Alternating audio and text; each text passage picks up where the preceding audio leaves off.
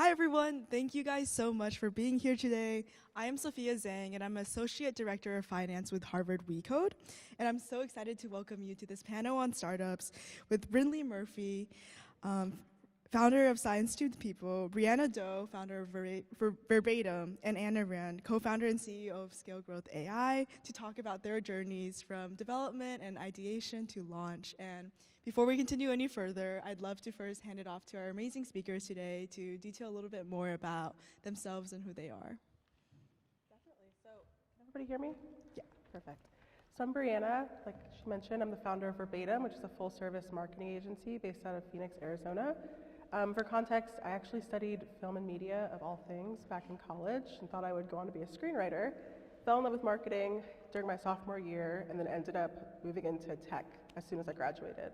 So I've been working in tech for about 13 or 14 years at this point, mainly in the AI and Web3 space, and that's where the majority of our clients, live and operate as well.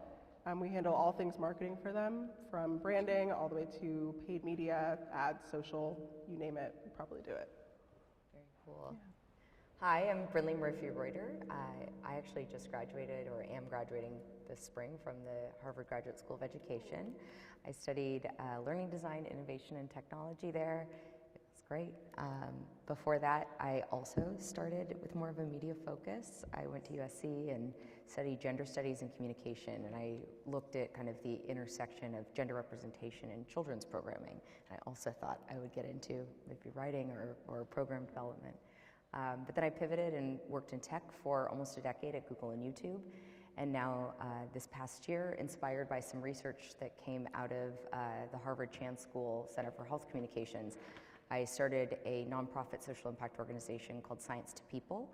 And we work on making science accessible at scale, mostly by leveraging the power of creators and influencers and science communicators in digital media spaces. All right, my name is Anna Yuan. I'm a 3-times founder.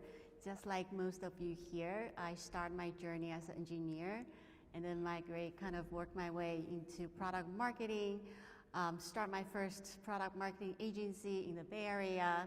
And then after that, I always want to do startups, and then started 2 tech companies. The first one was a no-code platform to create the member experiences for communities, private networks, marketplaces, and nonprofits as well, right? And then last year we started our second company, which is a agentic AI system, allow organizations to build their AI agents on top of their private data.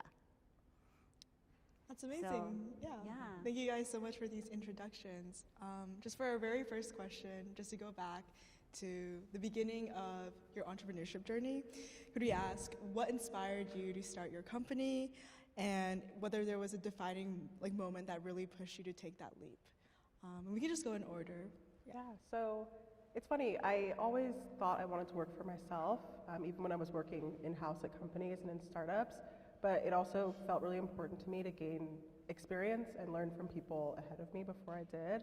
And so I did that for about a decade. I always worked on the side doing fractional marketing work for other industries so I could learn more. And then it reached a point a couple of years ago, we've all seen the job market.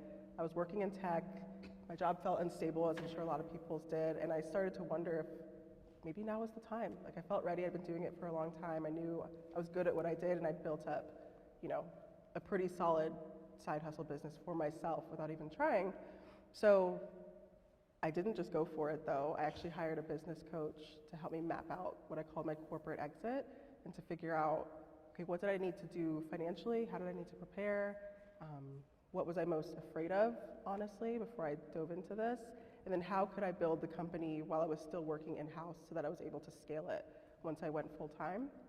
I really wanted to reduce the amount of ramp-up time so that I could just focus on, honestly, finding the best clients instead of having to take anybody that came my way. So that's really how it started for me. Yeah, I think that idea of trying to kind of figure out if it's going to work with the rest of your life and ramping it up while you're doing other things is the same that I kind of found myself doing as well. I feel like I was almost tapped on the shoulder to do the work that I'm doing rather than by my own volition almost. Like I mentioned, I was working and actually still do work part-time at Boston Children's Hospital at a research lab there that researches the impact of digital technology use on youth well-being and mental health. And I kind of realized that a lot of our insights and findings just weren't getting to the public in ways that were actually useful, and they weren't getting to tech in ways that were actually useful, that would enable them to make changes to their products and services in a meaningful way that actually impacted their young users. And that was very frustrating for me. So coming from academia, or coming from tech into this kind of academic place, I realized that there was a lot of siloing and stuck information that just wasn't being leveraged.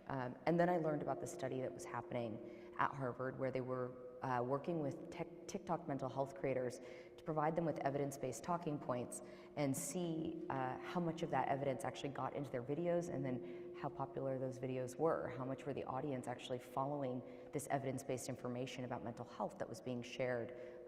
And it was really effective. And I think coming from a tech background, and even though I worked in non-technical roles, I was biased towards kind of launch then innovate, or launch then iterate, and figuring out like how we could systematize things and put process behind it.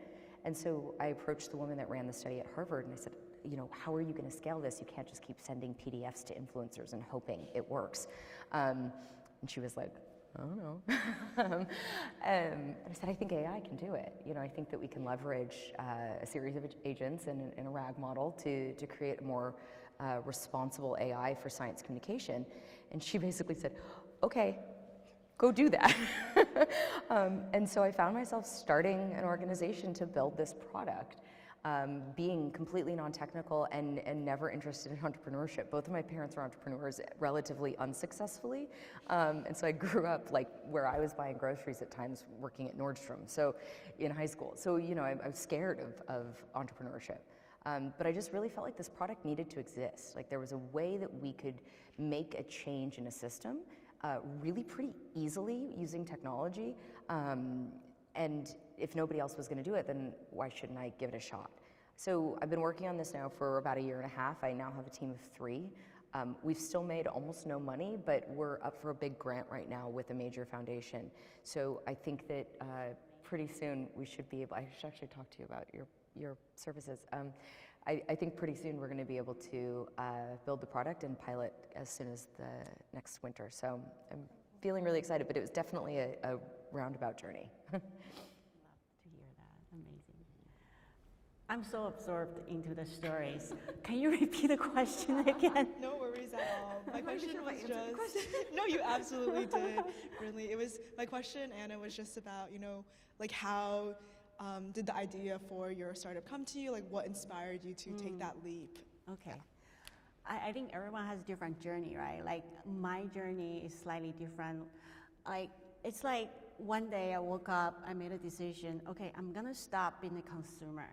I wanna start to become a creator, right? I wanna to be able to create things in the world people can actually tap into, and so I can create value for others, right? So that become a mental change. So I start seeing things differently. Instead of, oh, how can I enjoy this thing?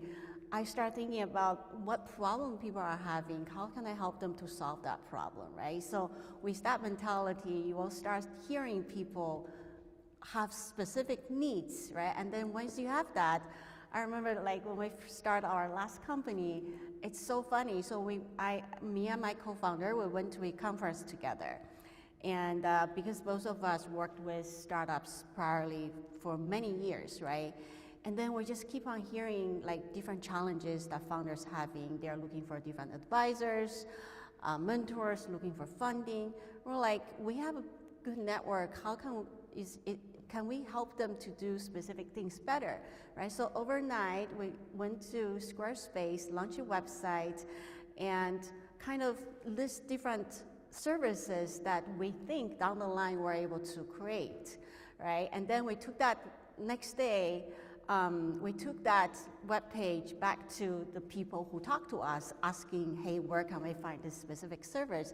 And we bring this to about 20, 30 people, and then actually 3 of them actually paid for the service on the spot, right? So this is the type of mentality you wanted to have that awareness what people's needs are and what you can do to quickly validate that idea and just take actions. It can be stupid, it can lead to nowhere, but what it does is it's gonna give you a lot of doors to open and to test out, to be able to iterate. And that was actually the beginning of our first company, right? And what we end up doing is we're building a marketplace to help founders to navigate their journey, let it be bringing in mentors, advisors, founders. So we were building a community space that's modeled after Y Combinator's, their internal community, and we want to bring that to the rest of the world. And there's a long story to that, but that was actually the genesis of how we created this no-code platform for community for private networks. Thank you guys so much for those overviews. I'd love to quickly move into a few individual questions for each of you guys about your startups. So first, Brianna, I know that Verbatim is an agency, and one thing that is interesting about marketing agencies or agencies in general is that they are offering more of a service and less of a design product. And I was curious, given that marketplace, how have you navigated truly differentiating Verbatim from the other marketing agencies that exist out there? That is a wonderful question. There are probably millions of agencies in the US alone, or at least hundreds of thousands, and so having a differentiator is a big part of it. And I'll be honest, when I first launched Verbatim, I was not entirely sure what that was. I didn't see it in myself, to be blunt. And I think it's always important to remember that you are the differentiator, right? What you bring to the table, your unique perspectives, your experiences, the way you approach situations, or the way you articulate your impact, that is what sets you apart. And I think outside of that, the funny thing about marketing agencies, which is why I was starting to laugh, is, yeah, we don't have a product. I'm basically just selling. You're the product. I'm the product, and I'm just selling you this digital thing, And so I think sometimes it can be hard for brands to really see that impact and internalize it. But that's also the fun part, right? Because you can have an incredible product, but without marketing, the right people will not see it, most likely. Without marketing, you can still get pretty far, but you will get so much farther with it. And so that in and of itself has become a huge call out that I say to brands. And outside of that, so for me specifically, I'm the founder, I have a team of 5, but I still manage all of the clients myself. I'm the point of contact for all of them. And that's been a huge win. You often don't see that with agencies. You're typically passed off to somebody else. And I think too, it comes down to the way you approach your business, right? The way you approach the relationships. I think regardless of the product you're building or the service you're offering, it sounds like everybody here, we're really focused on helping people, right? And getting to know people and learning from them and learning how they operate. And so bringing that to my work has proven to be really, really insightful and helpful. Yeah, it's amazing to hear. Brinleigh, so one really notable thing about Science to the People is that it is a nonprofit startup. So given that, I guess a natural question to follow is, what challenges have you faced in maintaining that motto while also building a sustainable business, and how do you approach, funding through donations versus traditional investment methods? Yeah, it's really hard. It's really hard, y'all. I took an incredible class actually at HBS this past fall called Social Entrepreneurship and Systems Change. 10 out of 10 recommend if you are still here next fall. I think undergrads can enroll. And it's so good. We talked a lot about hybrid models, kind of nonprofit sustainability, and social impact enterprise. And I think that, so Science to People is nonprofit because I inherently felt that the product needed to be offered for free for influencers to use it. And ultimately the goal is to improve the quality of scientific information on the internet, and you have to give it to influencers, they're not gonna pay for it. So even though we're offering them content, anyway. That being said, we do believe that we have a sustainable revenue model, which will enable us to not have to do the traditional nonprofit continuous grant seeking or relying on sustaining grants, which is not recommended. If you are interested in running a nonprofit, I would not run one that will only rely on grants, or you're only giving things to people. You're not able to make any type of revenue for the organization itself, because the grant making and foundation space is always changing. Rich people's goals change, their investment strategies change, what they care about changes with the wind, and so that means what you could have been relying on one day is gone the next. As we've seen with a lot of the NIH grants and other things right now in science, a lot of money has been ripped away from traditional grant making opportunities. So I believe that our model will be able to sustain itself through an enterprise revenue and then possibly as well data sales in the future. So I think that we're a unique opportunity for certain foundations to invest in, whether that's through a grant or through an impact investment, where they're able to make a slight return on revenue after a number of years, and that they can reinvest in new nonprofits. So there's a number of ways to kind of get creative with funding as a nonprofit. We might end up spinning out our product as a social impact for-profit underneath the nonprofit parent company eventually, which would enable us to take in even more kind of VC investment, but it has to be a non-traditional VC investment. It has to be what's called the impact investment, where the investor understands that they're going to make a much slower return on their investment, and it more is tied to social impact goals and KPIs. So it's been quite challenging though. I mean, we're a year and a half in and we're just about to get our first major funding. I've been, surviving, thank you. I've been surviving, this whole company off of about 20K that we raised last year from basically friends and family that have chosen to offer us a couple $1,000s here or there. It's been a big hustle, and a lot of the big major grant-making organizations are hard to reach. They're really hard to get into. So I think if you are thinking about starting a nonprofit or a social impact enterprise, you kind of have to go in with your eyes wide open and really think about where your sources of funding are going to come from and how long you're willing to go without paying yourself or the people that are helping you. I'm lucky to have 2 people working for me part-time that are doing it for free. I'm hoping to be able to pay them soon. I'm also working for free. My credit card is like, right? But I think that we're about to hit, and it feels really, really good. Yeah, we're all super excited for you.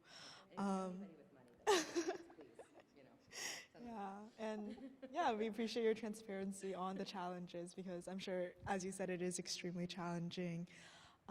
Finally, Anna, so as someone with an engineering background who transitioned into business and product marketing, how did you navigate that shift when starting ScaleGrowth AI?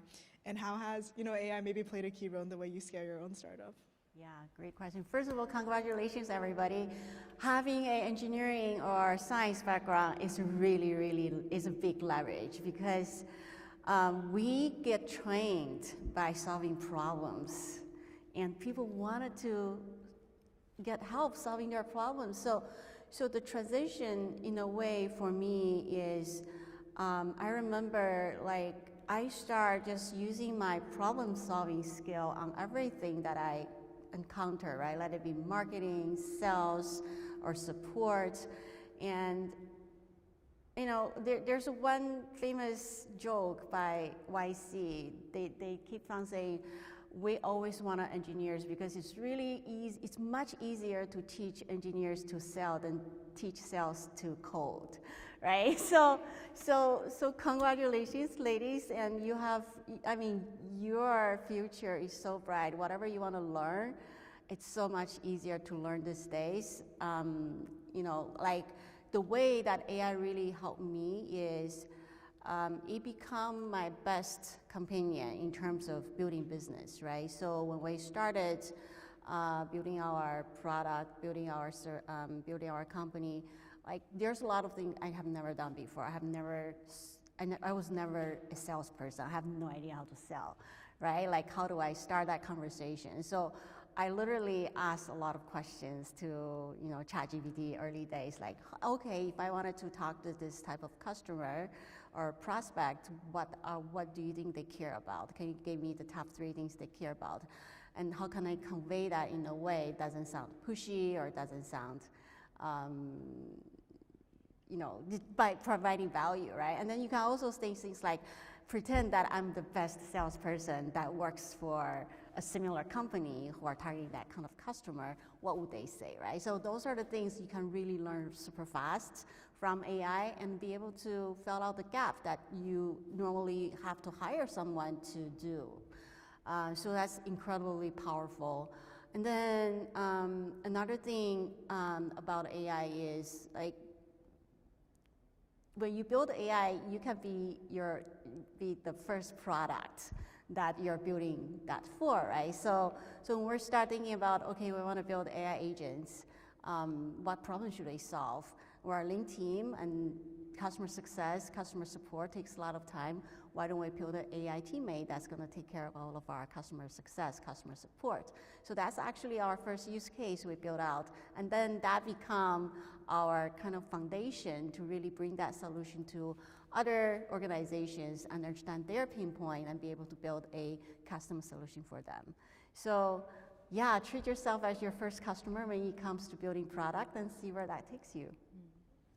Absolutely, I could totally relate to just constantly asking GPT questions. Yeah. So one last question before we can move into audience Q&A. Any of you guys, feel free to take this one. Feel free to jump in or add on. But I've found from talking to founders that one challenge of entrepreneurship is that because you're working for yourself, because you're working on something you are so clearly passionate about, it has this way of becoming kind of all-consuming and taking over all of your lives, or trickling into other aspects of your lives. So I guess a clear question here is, how do you kind of balance this professional growth with personal fulfillment, with family, with friends, with like other healthy aspects of like a meaningful life? And yeah, I'd just love to hear from your experience. Yeah, we were just talking about this. I was just in Mexico for a week with my family. I have a 4-year-old and a 5-year-old. I'm married.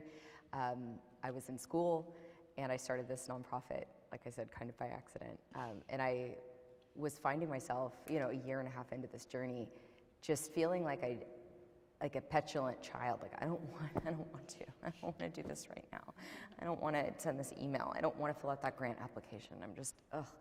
And so luckily, I was forced to take a break because of February break with my kids. And that was really, I feel so much better. Like, I'm happy to be here today. I was online yesterday, sending emails, and we're working on a $10 million grant application right now with 2 other organizations that I'm very, very excited about. And I felt reinvigorated. So I think that it is important to put the out of office on.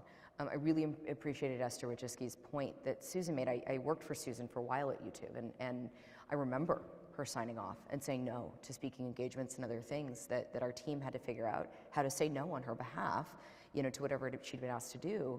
But Susan had 5 kids. She ran every morning. She was extremely healthy and fit, and she took care of herself. And I think that you need to give yourself permission, because ultimately we are the product. Like, the reason that I think I'm getting the grant now that we're getting, is because the grant makers are seeing something in me as the leader of this organization that they're willing to invest in. And it's important that I take care of myself, and so that I can be the best steward of this organization, right? I sign off every day at 5:30 so that I can make dinner and have dinner with my kids. If I need to get back on, I get back on. But y'all, I go to bed at like 10:30. Like, I am not burning the midnight oil, because I don't do well the next day, if that's the case. So I'm taking this organization at my own pace.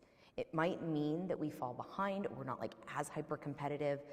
I think I'm in a good spot because we are a nonprofit. It's a little bit of a different world, but it's working for me for the most part.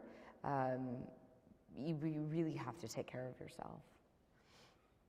Yeah, I completely agree with all of that. And for context, in my 20s, I said yes to everything, like every opportunity, everything that seemed remotely interesting or could, propel my career forward. And I do see value in that, but I found myself in this like perpetual cycle of burnout for years. And I could never quite pinpoint what was happening. It's like I had no idea. It's because I had no idea how to say no. And so when I realized that in my 30s, I realized this might be a spicy take, but our careers are never meant to be our entire lives. They're just not. Like it's. I say 10-year sprint. Like you kind of Yes. do these little 10 years. Exactly. Something new every 10. Something new every day. Yeah. Exactly. And I think, we think about our physical health, we think about our mental health, our emotional health. Those are all interconnected. And if we're not taking care of all of those, we're not going to be able to show up at work, whether we work for ourselves or for somebody else. We're not going to be able to show up fully. We're not going to be able to show up fully in our relationships, in our hobbies. And it's so important to carve out time for the things that make us feel whole and well-rounded, because otherwise it's just going to show in your work. And so, as an entrepreneur now, I've realized as much as I might want to burn the midnight oil and work all the time, I'm actually doing myself a disservice. I'm doing my clients a disservice. I'm not doing my best work. I mean, I'm getting married in 3 months. I'm writing a book. Like, thank you. Thank you. Hire a wedding planner. Just don't do what I did. Oh yeah, outsource. Yeah, I did not. Yeah. I should have. Oh, Yeah, oh, God. I should have done that. No, outsource. But there's a lot going on, and there will always be a lot going on in your life, and so you have to find ways to balance, and you also have to be okay with saying no to yourself. I was talking to somebody earlier, who I think is somewhere in here, but I mentioned, if you say yes to one thing, you're saying no to something else. You might not know what it is yet, and vice versa. So you have to be comfortable turning down opportunities, saying not right now to certain things, and sometimes that means your own work. Yeah, I'll add a couple things. First of all, I think, at least for me, right, like if I really enjoy doing something, I really love what I do. I really love building company. I really love technology, really love solving problems. I love elevate others. And then when you really love doing certain things, you become part of your life, right? Like I wake up, I go to bed, I think about work all the time, but I don't feel that I'm not balanced. I just enjoy doing that. Of course, everybody's different. And then at the same time, for me, instead of trying to figure out what's the life, work balance, I always ask questions, what do I need at that moment? What would I enjoy at that moment? And then when you know that, and then you fearlessly prioritize, right? If you need to take a break from work and go on a vacation, and just enjoy that and drop everything else and do that, and because that makes you happy, that makes who you are, and that makes you feel whole, right? And then, of course, other times, company needs you, and then similarly, you drop everything else and then prioritize what's best for your company. So fearlessly prioritize, and of course, be able to say no, and be able to understand what's the most important thing at that moment, and be able to say no to the rest. So that's what keeps me sane. Yeah, and I think it is important, to your point, to find something that you really love doing. Right. Yeah, like I keep telling people, those like tiny like sponges that you get in like gift bags as a kid, and you can like put water on it and it becomes like a towel. Yeah. I feel like that's what my brain is like right now. Like it was this little tiny dried thing, and now it's like this big, it's so exciting to be able to do something you love. And I've seen it rub off on my kids, on my husband. Like the people in my life are inspired by my inspiration. They are also now looking for things that they want to do. Like my husband keeps saying how he wants to get into the arena. I don't know if you remember that Teddy Roosevelt quote about Brene Brown popularized about the man in the arena. It's easy to be the person on the sideline jeering at the man in the arena, but it really only matters being the man in the arena. So I feel like I'm the man in the arena right now. And like my husband, who's a very successful chief marketing officer, actually, he's like, I don't have an arena. I'm not a man in an arena right now. and he's looking for his arena. But it's because he sees that I love what I'm doing. For the first time in a long time, I spent 12 more years of drudgery kind of in this corporate gig. And now it's like, so great. 100%. Yeah. I love to see more female entrepreneurs out there building companies. That's why I took a red-eye flight, flew in this morning, right? This is the type of thing that you can do when you really care about something. And without that care, like you won't have that drive. Then you'll start trying to figure out, okay, what is the life-work balance, right? So you really want to integrate that. I think that's the ultimate kind of flow you want it to be in. As a student who has been trying to figure out like what arena I would want to get into, that was super wonderful to hear. And I would love to pass it on now to like the other students here. I'm sure you guys are invested in startups because you're at this panel. If anyone has any questions, feel free to raise your hand. We'd love to spend the rest of this time answering questions that you guys have. Okay, I think first one I saw was in the back, black and like white. Yeah, you, yeah.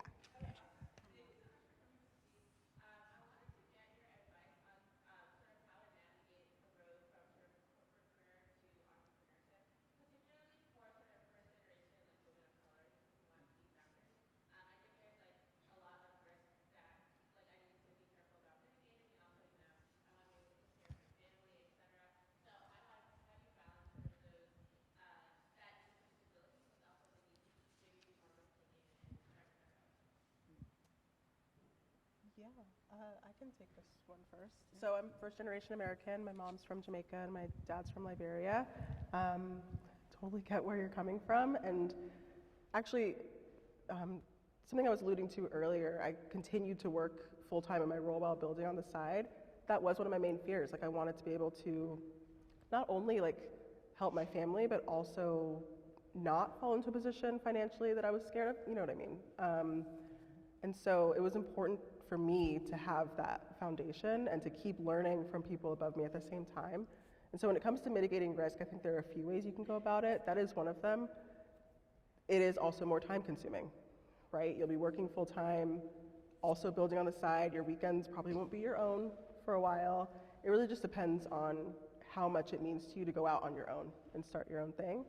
And I think it's also important to remember that, similar to what Anna said earlier, that can ebb and flow. You'll have more time to work on side projects at certain points, less time to work on your full-time job. But I would also encourage you to find some communities, like networking communities, find a mentor. ADP List is a great resource for mentorship if you're looking for them. And find somebody who understands where you're coming from, because they can really help you avoid like the pitfalls that I think a lot of us have gone through. You're not alone in it, and I think of all the first-gen Americans that I've met working in tech and working in entrepreneurship, we're all very committed to helping each other figure it out and build. So I'm rooting for you. Hope that helps. Yeah, and I think just to add one thing that you, and I don't know how you feel about this, but I felt like I had different roles for different seasons of my life. So when I was at Google and YouTube, I was there for 8 years, and I kind of fell into it. I started when I was 25. But I got through 2 maternity leaves there. I used those benefits really wisely. I was able to get lots of leave with my kids, all of these wonderful health benefits and other things. And then once I felt like my family was kind of launched, then I was able to talk to my partner about going back to school, something that was going to be that expansive moment for me. And now my life looks entirely different than it did before. That said, those 8 years were a bit boring, and I felt a little bit small. So it's a hard trade-off, and a lot of that, though, that stability and that corporate stability came from a place. I was raised by a single mom. We were not financially stable, and so I desperately wanted that kind of financial stability, and I needed to be able to support her in certain capacity as well. But I'm 36 now. I've started this company. I have the family that I want, so I don't feel like I'm starting that late necessarily. I think a lot of us are raring to go. So it is decisions that you need to make, I think, and they're not always fun, I guess, but it's not too late, and that's why I think I like looking at these 10-year sprints of like, okay, so the first 10 years, yeah, I worked in like corporate America, and I had great health benefits and other things, and it got me to where I'm now at a place that I have the financial freedom with my family, the kind of free range to do what I do want to do. So. That's a great point, and I think a lot of us just assign these timelines to ourselves. Like, okay, well, I want to go out on my own in exactly 3 years. No exceptions. But we just assign these arbitrary deadlines for ourselves. And to your point, those health benefits are no joke, to be clear.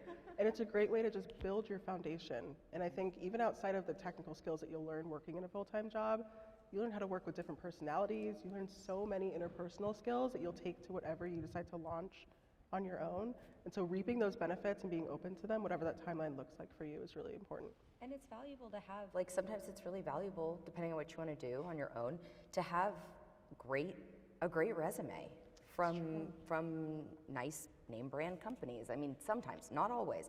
There's also, the intrepid 3-time founders that are, their resume is that I founded 3 companies. Like, you don't always need to say I worked at Google, but I can tell you that it has opened a lot of doors for me that I wouldn't have expected.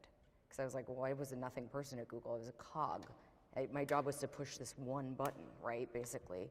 Not literally, but metaphorically. So for me, it felt small, but now, in my bio, after almost a decade at Google and YouTube, I'm like, oh, right. Yeah, I did do that. It really helps. I was a recruiter at Google for a long time, and resumes count. Yeah, I agree. Don't need to rush into entrepreneurship, but if you're curious, join a startup. Yeah. Right? Mm-hmm. And then join a startup and then really start intentionally building your network. That's going to lead to your own journey. Yeah, very true. So, Next question. You, sorry. Wait, you turned your head back. I think we can have everybody who want to ask questions. Oh yeah, maybe they could line up. Yeah, wait, absolutely. If you guys would want to just form a line for questions. Yeah. It's probably easier. Maybe 2 If you people. want to form a line. Yeah, I think it's a little hard because the pews cover Yeah. identifiable clothing. Yeah. Do you want to? You can approach Can we the take the bench. mic? So I want to ask something related to ideation, the early stage part of entrepreneurship.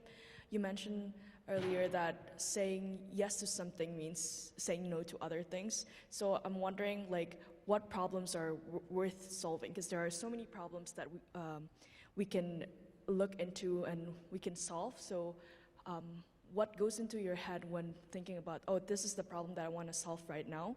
And what's the first step to turning your idea into a business? Thank you.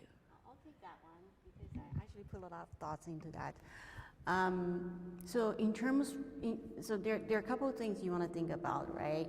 First of all, whatever you're building, you want to make sure you're solving a problem, right? So you can list a list of problems and give yourself a quota. I'm going to talk to 50 people on this top 3 problem I'm really passionate about, right? And then to really understand what their needs are. And then in their ideal world, how do they wish that problem to be solved, right? So really, the first step is talk to as many people as you want and have that clarity whether it's the right problem you're solving. And then on the other hand, you do want to make sure that's aligned with who you are as well, right? So in the ideal world, we wanted to know, is this something I love to do? Is this something I'm really good at? Is this something that the world needs? And is this something that I can get paid for, right? What's that word? Ikagi, right? So these 4 things, when you find that perfect, overlapping spot, and that will be, and that's on top, one of the top 3 problems that's on your list, then you will be the perfect problem for you to tap into.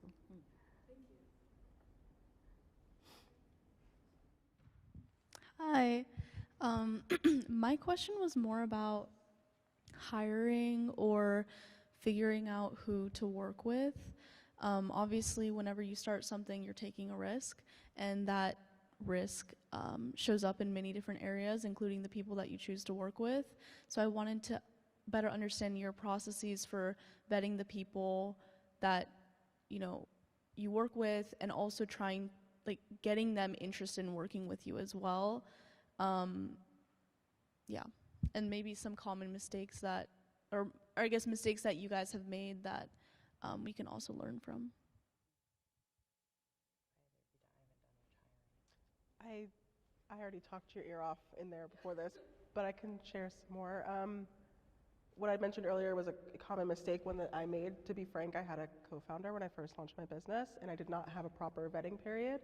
I think whether you're Well, whether you're hiring or bringing on a partner or a co-founder, it's a very important relationship.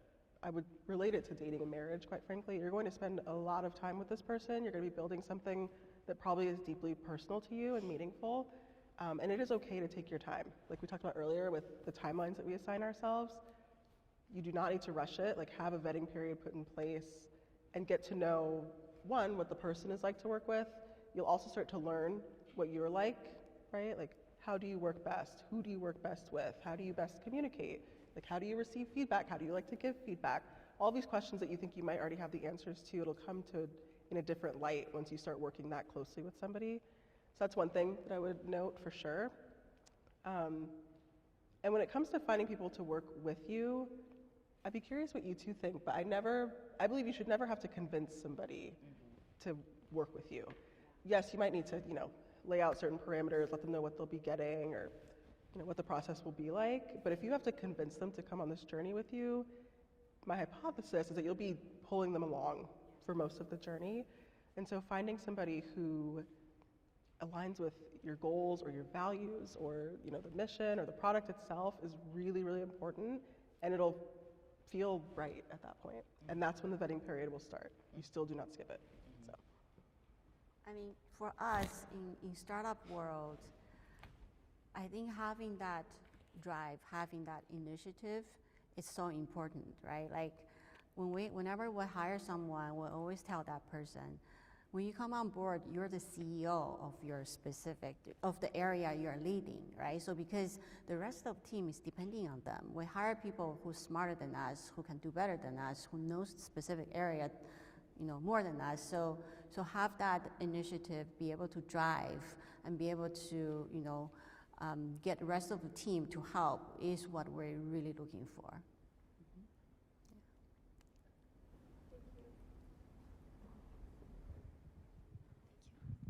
Hi, I just have a question.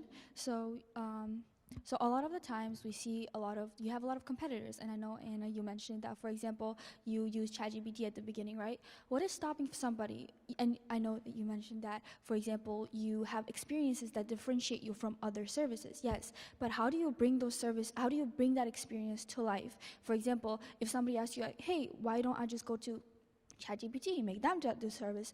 What is differentiating your personal story? How do you implement that in your company that strays away from what's already built, but also is like different and it's yours and it's something unique by your own way? So I think that it's, first of all, competition is a good thing. It shows that there's a market for what you're wanting to build. People ask, like, is there demand? And the best way to show demand is that other people are doing it, right? So I think that that's a good thing, and being able to speak to that as being a good thing shows confidence in your own product. And then I think, like we both said, you're also a lot of the product. How can you do it differently? Why are you bringing something special to this? Whether it's your personal background or experience, it doesn't necessarily need to be deep expertise in the area that sets you apart, but is it drive? Is it some, like, in my world, what I'm doing right now, there's several people that are trying to create science communication AI in some capacity. Most of the time, they're science communicators or public health people that are trying to dabble in AI. They're not people from a tech background that are trying to do public health. So I'm differentiated in that I have a deeper understanding of the technology and what's available. So I think that has made me more interesting to possible partners. Because I'm coming at it from a unique angle that shows a bit more expertise than just passion alone. But I'm also not technical. I don't have an engineering background. I'm a comms major. So, I think that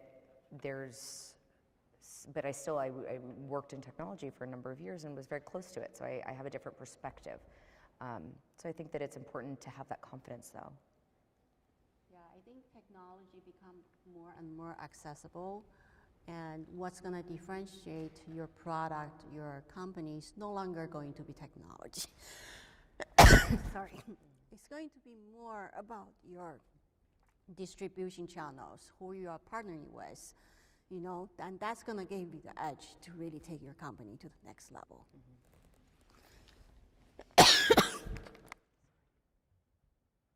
Hi, I recently launched a startup last month, and recently we've been having like VCs who are interested, but I'm like not sure on like how to go about accepting VCs. I don't know, like, because I do know that they could like change your idea or like modify it so they could like get more, profit from it.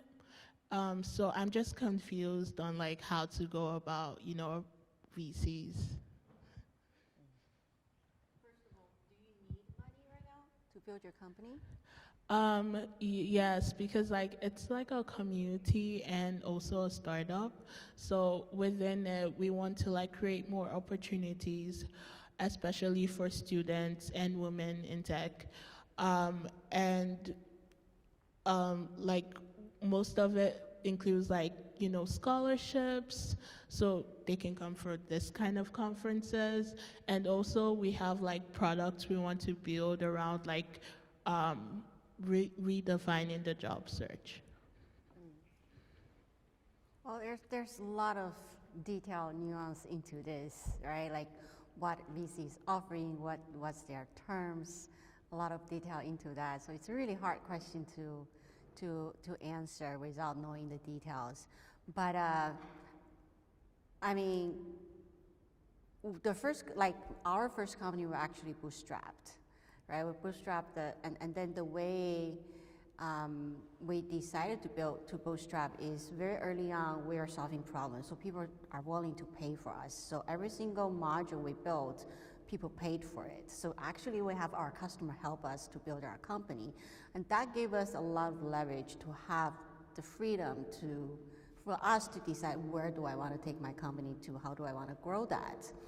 And then, the second company we launched end of last year, we actually decided that we're going to go fundraise, right? Because it needs grow faster, because there's so much competition. If we're doing too slow, we might fall behind. That's why we believe having VC support will help us to grow faster, right? So really depending on whether you need the money and does that money help you to do, and then you can make more informed decision. But it's really hard for us outside to tell you what to do. I would say, I'm sure you're already doing this, but really tapping into the Harvard resources. There's the iLab, which I'm imagining you're already a member of, and get a mentor through the iLab. Like sign up for all of those office hours with those different experts and ask them specific questions like this. Look for ones that are VCs to talk to them about, what am I looking at here? Why do I need this? Well, what does this mean? Like, use their time. That's what they're there for.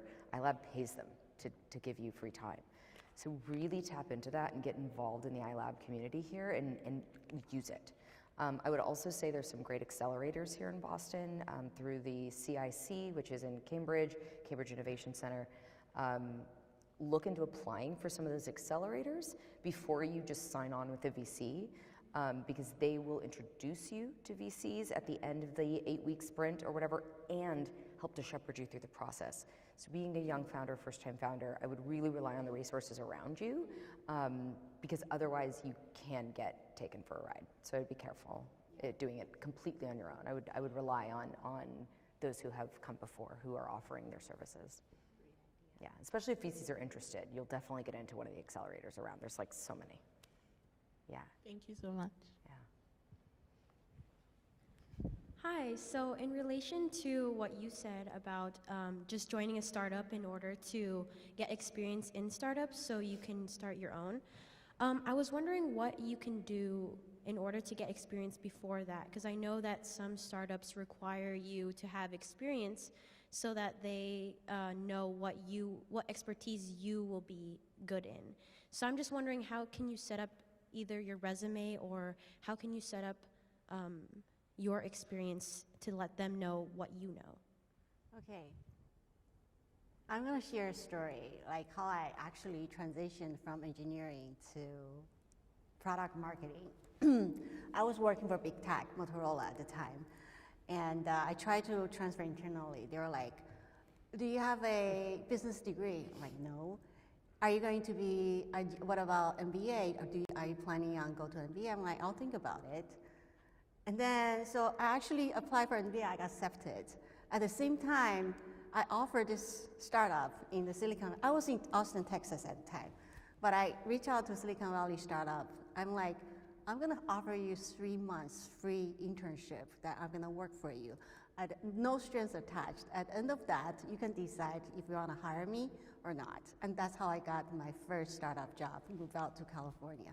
So to be creative, like give people a chance to know who you are, what you can offer, what you can create for them, right? And then focus on creating those opportunities for yourself. I think you'll easily land where you want it to be. I would also add networking is going to be huge. The job market is changing so rapidly, and so many connections and hiring decisions are being made now based on who you know, which is a pro and a con, quite frankly. And so the more intentional you are about building your network and making those connections, they can be your champion or the person that sponsors you getting into the role. So don't take those relationships lightly. Like if you're not on LinkedIn, I highly recommend it. Find people who are in the field that you want to work in, or in the role that you want to work in, that you want to learn from, and just start connecting, having conversations, no strings attached, and that'll be a great way to get the ball rolling too. Just because of time constraints, I think that might be the last question we can take, like as a panel for today. But if you guys have time, and if you are also like willing to wait longer, perhaps you guys could answer more questions like one-on-one. Sure. But yeah, otherwise, guys, thank you guys so much for coming, and also for the incredible answers and our incredible panelists today. We could have like one quick round of applause for them. That'd be really great. Thank you guys.